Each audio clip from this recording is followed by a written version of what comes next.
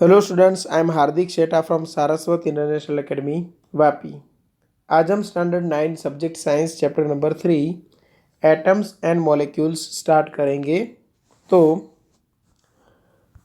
Atom और molecule है क्या वो समझो सबसे पहले। ठीक है। सपोज किसी एक मैटर को हम डिवाइड करते हैं। सपोज क्लासरूम में चौक होगा। ठीक है। ब्लैक बोर्ड के ऊपर लिखने के लिए सपोज चौक है। चौक को आप दो हिस्सों में डिवाइड कर दो। ठीक है। अब दो हिस्सों में डिवाइड कर दिया तो क्या होगा। तो चौक है वो इतना बचा, मान के चलते हैं। अब ये जो पार्ट बचा उसके दो टुकड़े करो। ठीक है। तो फिर चौक है वो इतना ही बचेगा। ऐसे टुकड़े करते जाओ करते जाओ करते जाओ करते जाओ। एक टाइम ऐसा आएगा कि एक छोटा सा डॉट नजर आएगा। वापिस उसके दो टुकड़े करो। ठीक है। तो कभी ना कभी तो एक लिमिट आएगी जिसके बाद जो मैटर है वो दो पार्ट में डिवाइड नहीं हो सकेगी। ठीक है।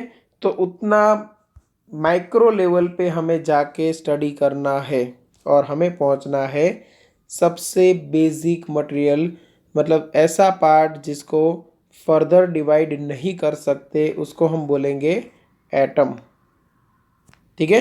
तो ये एटम एंड मॉलिक्यूल्स का साइंस कहाँ से स्टार्ट हुआ उसके लिए टेक्स्ट बुक में थोड़ा सा इंट्रोडक्शन दिया हुआ है। वो इंट्रोडक्शन हम यहाँ पे देखते हैं।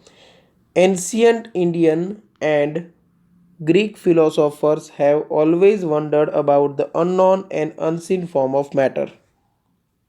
ठीक है। मैटर का अननोन और अनसीन फॉर्म, ठीक है, उसके बारे में जानने के लिए ऑलवेज ये लोग तैयार रहते हैं, ancient Indian and Greek philosophers. ठीक है। अब अननोन कैसे, क्योंकि हम मैटर को डिवाइड करेंगे और लास्ट में डिवाइड करते जाएंगे, लास्ट में क्या मिलेगा हमें पता नहीं है, हमने ना तो उसे देखा है। ठीक है। The idea of divisibility of matter was considered long back in India around 500 BC। An Indian philosopher Maharshi कनड, an Indian philosopher महर्षि कनड, ये आपको याद रखना है। postulates that if we go on dividing matter को संस्कृत में बोलते थे पदार्थ, we shall get smaller and smaller particles. Ultimately a time will come when we shall come across the smallest particle beyond which further division will not be possible. He named these particles परमाणु। परमाणु को English में बोलते हैं atom. ठीक है। Second देखो यहाँ पे, another Indian philosopher Pakudha Katyayana elaborated this doctrine and said that these particles normally exist in a combined form which gives us various forms of matters। मतलब बहुत सारे एटम्स कंबाइन होके क्या बनाएंगे, मॉलिक्यूल्स, और बहुत सारे मॉलिक्यूल्स कंबाइन होके फिर एक पूरी मैटर बनाते हैं। ठीक है। चलो उसके बाद देखते हैं। Around this same era ancient Greek philosophers Democritus and Leucippus suggested that if we go on dividing matter, a stage will come when particles obtained cannot be divided further। मतलब सेम चीज़ ये लोग भी कहना चाहते हैं। Democritus called these indivisible particles atoms। atoms का मतलब रहता है indivisible, जिसको डिवाइड ना किया जाए उसको हम बोलते हैं एटम ग्रीक लैंग्वेज में। ठीक है। उसके बाद देखो, all this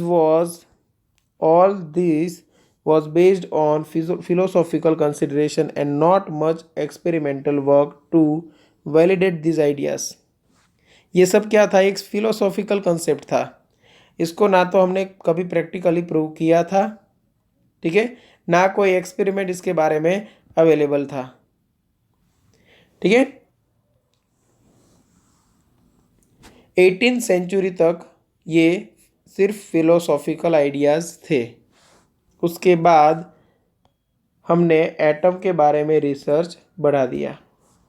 तो by the end of 18th century scientists recognized the difference between elements and the compounds and naturally became interested in finding out how and why elements combine and what happens when they combine। ठीक है, 18th century के बाद, ठीक है, या तो by the end of 18th century scientist ने ये पता लगा लिया कि एलिमेंट और कंपाउंड्स, उन दोनों के बीच में डिफरेंस क्या है, क्यों बहुत सारे एलिमेंट्स कंबाइन होते हैं और पूरी एक मैटर बनाते हैं, जब कंबाइन होते हैं तब क्या होता है, ये सब धीरे धीरे स्टडी करना स्टार्ट किया। ठीक है, तो अभी ये चैप्टर हम स्टार्ट करेंगे, एटम्स एंड मॉलिक्यूल्स। तो सबसे पहला topic, what is an atom. What is an atom. Have you ever observed a mason building walls. From these walls a room and then collection of rooms to form a building।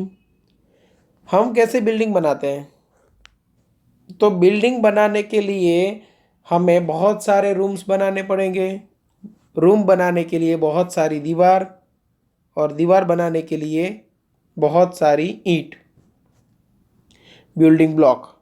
ठीक है, तो जो सबसे ये छोटा है ईंट, और बहुत सारी ईंट को कंबाइन करके हम वॉल बनाते हैं, वॉल की हेल्प से रूम्स बनाते हैं, रूम्स की हेल्प से पूरा बिल्डिंग बनाते हैं। तो ये जो सबसे बेसिक है उसको हम कंपेयर कर सकते हैं एटम के साथ। सेम वे एटम भी, बहुत सारे एटम्स मिलके मॉलिक्यूल्स बनाते हैं, बहुत सारे मॉलिक्यूल्स मिलके क्रिस्टल्स बनाते हैं, और बहुत सारे क्रिस्टल्स मिलके पूरी एक मैटर बनाते हैं। तो what is the building block of the huge building. What about the building block of an ant hill. It is a small grain of sand। Similarly, the building blocks of all matter are atoms। सभी matters को बनाने के लिए सबसे basic requirement है वो क्या है, एटम्स। ठीक है, अब देखते हैं how big are atoms. Atoms कितने बड़े हैं। तो एटम को हम मेजर करते हैं नैनोमीटर में। एटम की जो रेडियस होती है वो हम मेज़र करते हैं नैनोमीटर में। अब नैनोमीटर का मतलब रहेगा 1/1 आफ्टर 9 टाइम्स 0।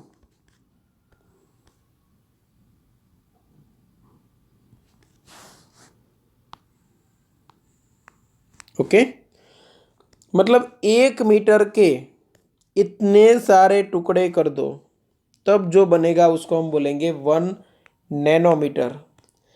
तो हम ये बोल सकते हैं 1/10⁹ मीटर, और 10⁹ ऊपर लेके जाए तो 10⁻⁹ मीटर, मतलब 1 नैनोमीटर इक्वल टू 10⁻⁹ मीटर बोल सकते हैं। ठीक है, तो यहाँ पे देखो, atoms are very small, they are smaller than anything that we can imagine और कंपेयर विथ। ठीक है, हम इमेजिन कर सके उससे भी ज़्यादा छोटे हैं। ठीक है, कपड़े सिलने के लिए आपको पता है तो सुई धागा आता है ना, तो वो सुई जो होती है ना, उसके टॉप के ऊपर अप्रोक्सीमेट 50,000 एटम रह सकते हैं। अब आप सोच सकते हो कि एटम है वो कितने छोटे होते हैं। सुई जिसका जो एंडिंग पॉइंट है वो हमें एकदम शार्प नज़र आता है, वो भी उनके लिए एक बहुत बड़ा ग्राउंड है।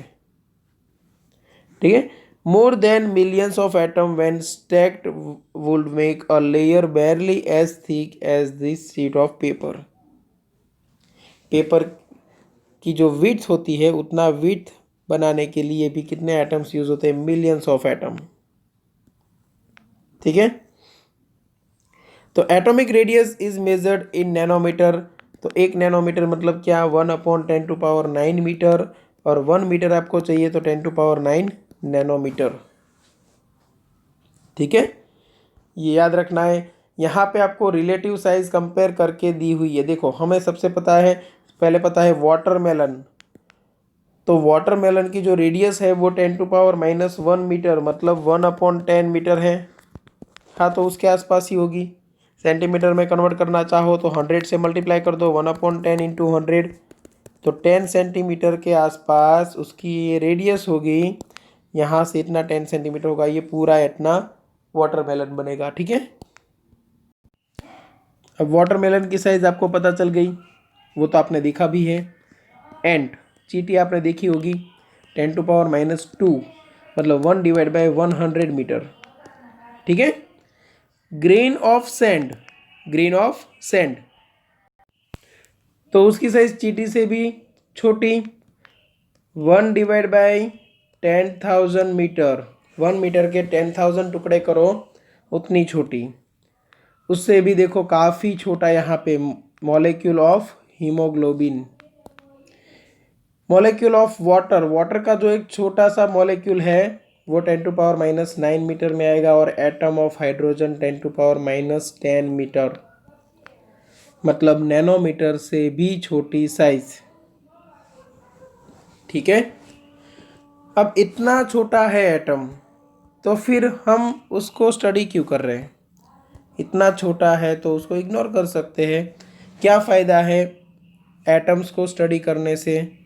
तो एक बात याद रखो कि पूरा यूनिवर्स, हमने जहाँ तक देखा है वहाँ तक पूरा यूनिवर्स एटम से बना हुआ है।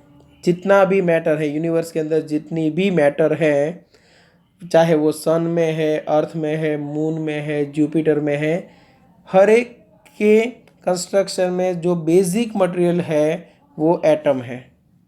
और काफ़ी सारी रिएक्शंस, काफ़ी सारे फिजिकल चेंजेस जो होते हैं उसके पीछे जो मेन रीज़न है वो एटम्स है। ठीक है, तो एटम्स के कंस्ट्रक्शन में हम चेंज करके बहुत बड़ा चेंज ला सकते हैं। जैसे अभी हम बहुत सारे हमें पता है बहुत सारी केमिकल इंडस्ट्रीज चलती है। ठीक है, एसिड्स हम फॉर्म करते हैं, तो ये सब किसके बेस्ड पे है? एटॉमिक रिएक्शन के बेस्ड पे। ठीक है, तो एटम्स को स्टडी करना उतना ही ज़रूरी है। अभी मॉडर्न साइंस में हमें एटम दिख सके ऐसा एक हम लेयर बना सकते हैं, और वो लेयर की फ़ोटो आपको टेक्स्ट बुक में दी हुई है, तो एक बार अच्छे से वो देख लेना। ठीक है, और आज हम यहाँ तक रखते हैं। नेक्स्ट लेक्चर में नेक्स्ट टॉपिक से सिलेबस को आगे बढ़ाएंगे। ठीक है, यहाँ तक अगर किसी को कोई डाउट है तो कांटेक्ट कर सकते हो। ओके, चलो यहाँ तक रखते हैं। Thank you.